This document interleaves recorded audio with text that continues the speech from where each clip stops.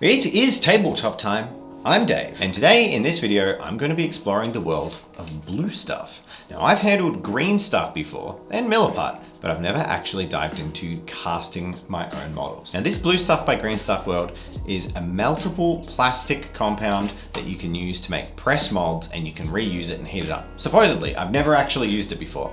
I did watch a really cool video by Plasmo, and they went in and just showed the process, and I'm hoping it's going to be as easy as it looked there, but hey, we're going to go on a journey. I'm going to do some experimentation with it. I'm going to see if I can, for my own personal use, duplicate some parts I might have in small supply that I need for my Stormcast Eternal custom army. I'm also going to try out some different epoxies. We've got Milliput. I've also got a hardware epoxy from the local store. So if you don't have a game store near you, perhaps the hardware store will suffice. Without further ado, I think it's time to start playing with blue stuff. Now the first step to using blue stuff is to heat it up in some boiling water. But before I did that, I wanted to make sure that I had all the components I was going to be duplicating or making on hand and ready to go. One of the things I was interested in duplicating was some of the Mudlad's shields for Jazz's new Aurochs. Now their shields are in short supply. I don't believe you get any spares, but I haven't had a good look at the sprue yet. Either way, there won't be enough on there to do what I want to do. In an upcoming video, we're going to be making a really cool project where Jen and myself actually build something for Jazza, and we're going to need a whole bunch of those Cruel Boy shields to make it really cool. So I'm hoping that this casting method will allow me to get that effect in a simple way. I'm also going to try making some press molds of some various statues or larger objects that could be perhaps used as terrain. And then as a final piece, I'm really going to stress test this blue stuff by using these Stormcast prosecutor wings. These are so thin and delicate and fiddly that if the blue stuff and Milliput technique can really work, I'll be seriously impressed. But we'll save that till last.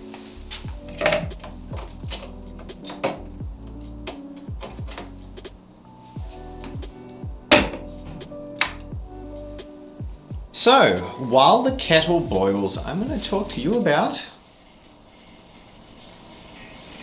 Maybe I shouldn't record something while the kettle starts boiling. That was a lot quicker than I thought it would be. It's like, nah, it'll take like a minute and then we chill. No, just straight away, straight into the boiling. Cool.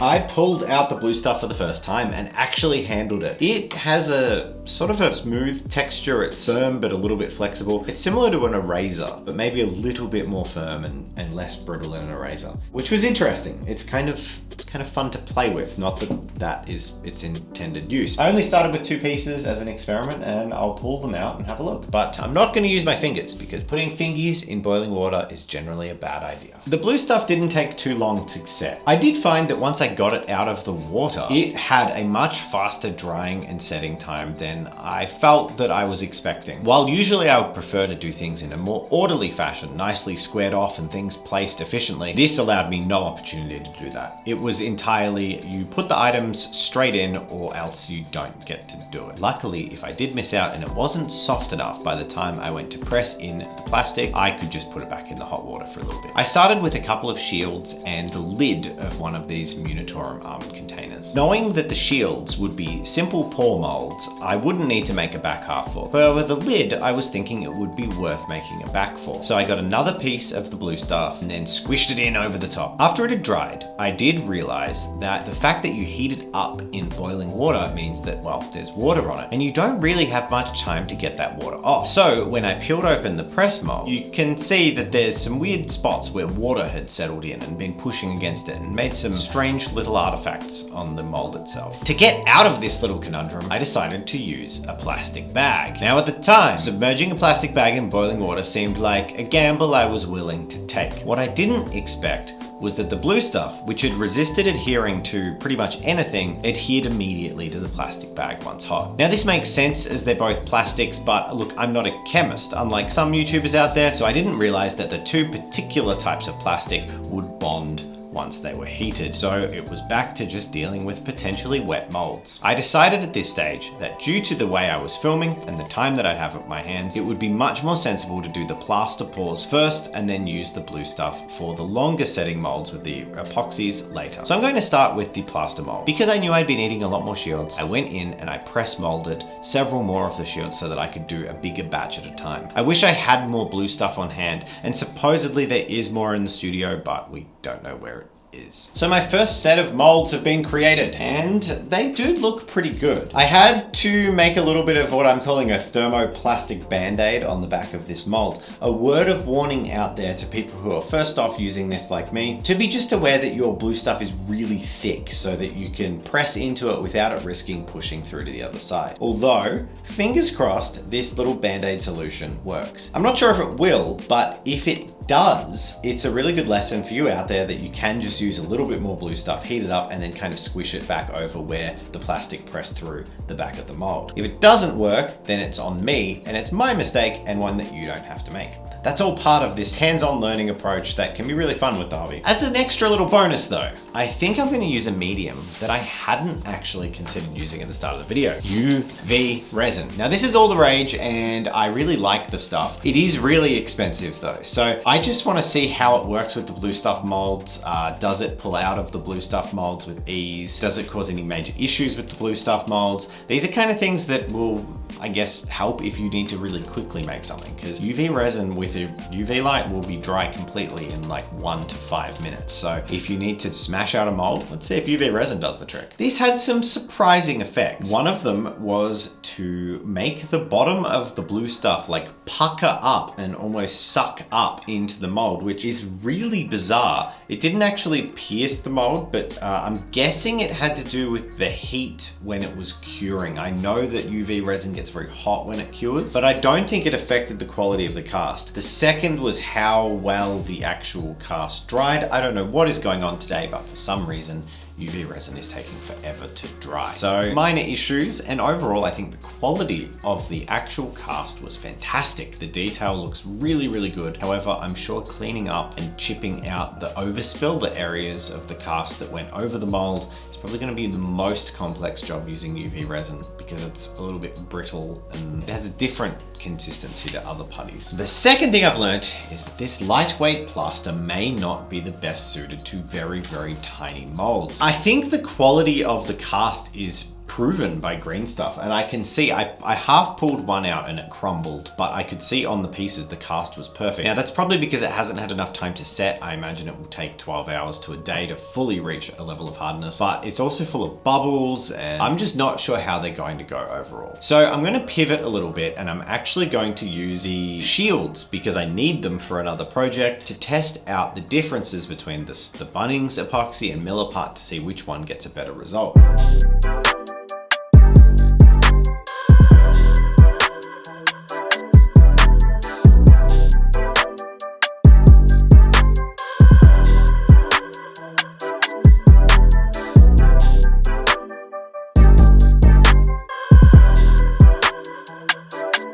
Oh, righty-o, the time has come. I'm nervous to spin and reveal. Ooh, okay. It's not a perfect reproduction with this Sally's needed, but it gets across everything that needs to be got across, and for doing stuff like terrain, I think that this is perfect. You don't need the quality to be higher than this, especially on terrain. So if you want to do something like duplicate these shields so that you can put them on the side of your hobby project that's secret and in the next video, yeah, pretty easy. I'm looking forward to seeing this Milliput one, but it's going to need another like 3 hours to dry, so I won't be able to see that. Same as the lid for the box that I didn't have enough blue stuff to sculpt. But while we're here, let's pop one more plaster one out. Now I'm not going to pop them all out. I'm going to give them, a proper 12 hours or whatever to dry. So next to an identical cast, the plaster has done a far worse job than the epoxy. It's also really, really fragile. I may as well pop these out. If they're solid enough to be popped out of the mold, it means I can reuse this mold later. Now, that came out pretty well. Teeth are a bit broken, but that's all right. It'll work. As long as it dries a bit harder and I can safely clean up, I'll be happy with that. I'll set up my next blue stuff mold, which will be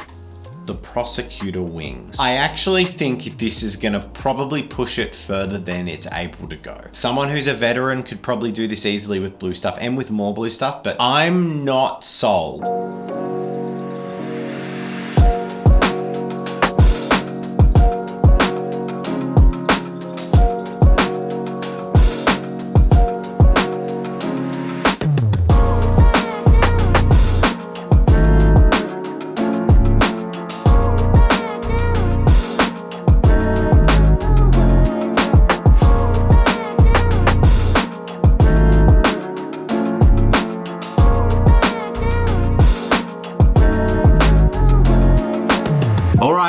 I've come in, it's the morning, I'm very tired, I've got my coffee, and I'm ready to see what happened. Now, I have to say, I'm not really anticipating success here. I think that if anything is sort of an almost impossible stress test for a beginner, it would be these prosecutor wings. They are so complicated, so fiddly, so thin, that even if I think this succeeds, it will probably be a nightmare to clean up, and I don't think it's gonna succeed. So we'll start with the centerpiece. Yeah, it's pretty much like I thought it would be. The design has been made very well, but there's so much flash and squished in milliput. I don't know how to not be crap like that. But the back hub is very nice. Next up, if that wasn't a success, I can't imagine that our prosecutor wing is going to be a major success, but let's have a look. It's exactly what it's the same thing, like all of this milliput flash, that maybe less is more with this, and I'm just new to it, but it's really hard to kind of make the item without, and press them together and know that you've got enough in there without putting too much in there, I guess. Again, the back side is far better than the front side. The back side is almost usable. I have this aching to go back to the hardware store epoxy. I've got these shields and they are solid as a rock. They have all the elements I think that we're gonna need, and it's just a matter of if I can get it into the mold. So I'm gonna do one last attempt, combining all the things I've learned to try and make the other prosecutor wing and see what I can achieve. Hopefully it'll turn out, but either way, I think this is a very accurate representation of what you out there would experience if you were to try and do this at home with zero experience. It's a little bit different to what a lot of the YouTube tutorials will show you because it's harder than it looks. It's a pretty cool tool, but it's not carbon copying any of my models anytime soon. I decided to get a little bit wild with my last cast of the day. So I mixed some green stuff with some milliput to make a blend. And then I put it in my wing cast. So I'm about to find out exactly how I did. It is time to have a look and see the final results of my dabbling. Have I learnt anything? Have I achieved anything? We shall see as I reveal my prosecutor wings. The problem is much as I anticipated. The two halves of the putty didn't really join together very well. It's also still not actually set. What the hell? It looks better. There's less bubbles in it. There are some rough patches though. You're looking for someone I can't find it.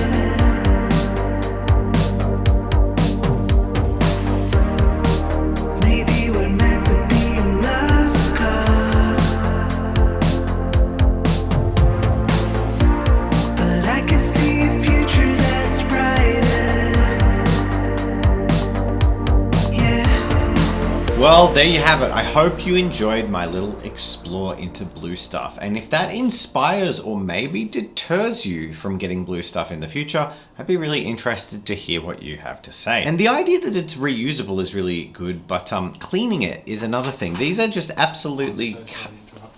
I deeply apologize. If he could have just interrupted like 30 seconds later, we would have been right at the awkward outro. Oh, yeah, I know, right? I'm so sorry. So anyway, thanks guys. Oh, everyone's here. Rob's here too. Thank you to our patrons. There's an on-air light. They got an on-air light, and they just ignore it. So, well, there you go. There goes the end to my video.